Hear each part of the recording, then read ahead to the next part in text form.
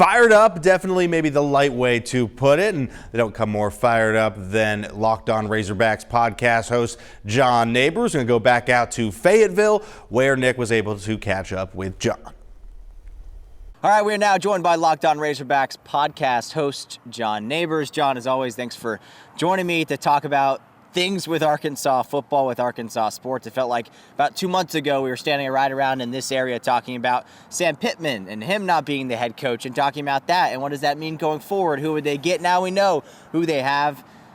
It's Mr. Silverfield. So let's talk about it. Your first reaction to hearing that Ryan Silverfield will be the next head coach for the Razorbacks. Well, it's funny because about a month or so ago, I started getting some, my sauces telling me all about Ryan Silverfield. And I didn't report it or anything like that because it's, how this chaos of the coaching search. Yeah. But I did some research into it and I was like, okay, maybe, see his record, see what he's doing and everything. But then kind of things took off and you heard about Alex Golesh, you heard about Eric Morris. And I think that when it came to all of the hires that you could have made, Silverfield was pretty down on the list compared to those other schools or those other coaches. So my initial reaction was like, oh no, it felt like Arkansas settled. It felt like almost like the Sam Pittman hire where you just ended up with what's left over. I am rooting for Silverfield. I really am, so don't misconstrue it. But it's definitely a pretty underwhelming, energetic hire that I think Razorback fans are really hoping for. And why do you feel like it is so underwhelming?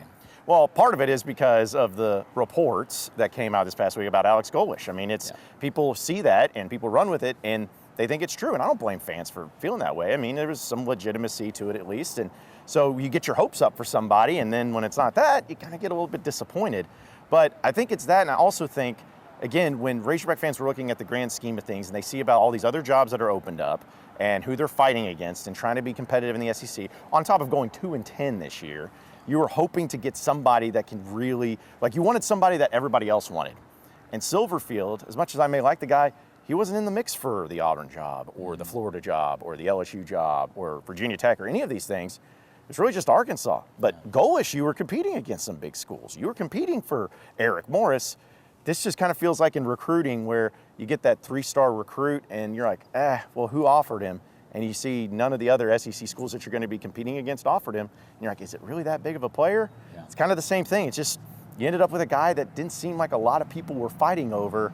And again, really hoping it works out.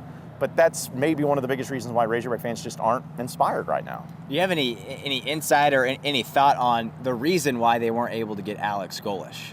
Well, that's the ultimate question because it seems like it's always about money, right? It's always about money no matter what it is.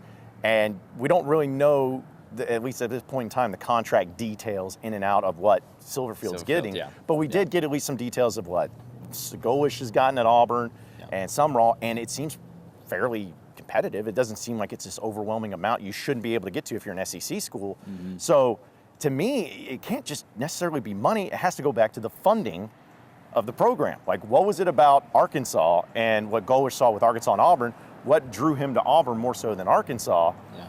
You can't help but feel like it's got to be the support system and the setup, because that was a big thing. We and you have talked about it. Yeah.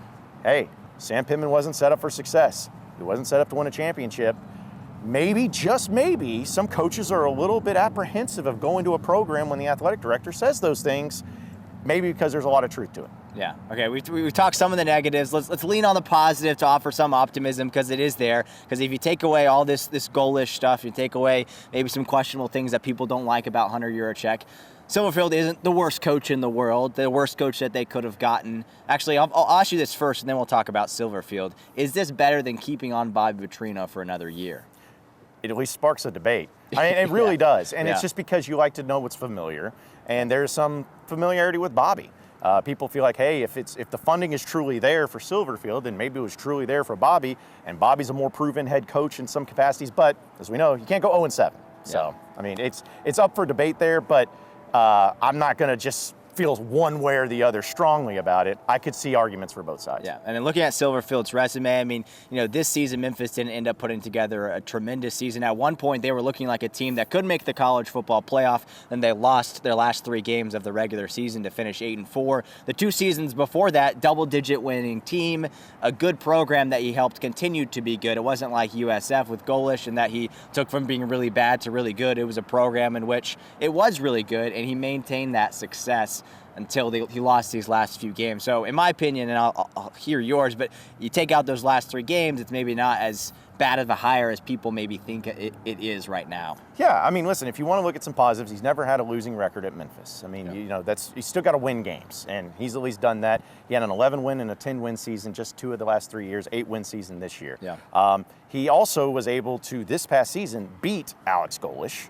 and beat Eric Morris, 2 coaches that went head-to-head. And also, they beat Arkansas. This is true. They beat you. So there are some positives there. Like, you can see where some of that's coming from. Yeah. It's just a matter of but not having the SEC experiences. Just, I know we're talking about positives. Right. That's something that people are a little bit apprehensive of. But the thing is that if you're going to go with a coach like this, and if you're trying to look for the positives, the guy was at Memphis for a while, and he never had a losing season. He always won games, and he beat some good teams, and he beat you as an SEC team, which is ironic. It led to the firing of Sam Pittman, and here we are. But the guy has at least that acumen. It's just a matter of can it translate to the SEC. Yeah, so Silverfield will be officially announced as the head coach on Thursday. It sounds like Wednesday night when Arkansas and Louisville play in a big-time basketball game at Bud Walton, he could be introduced as possibly what we're hearing.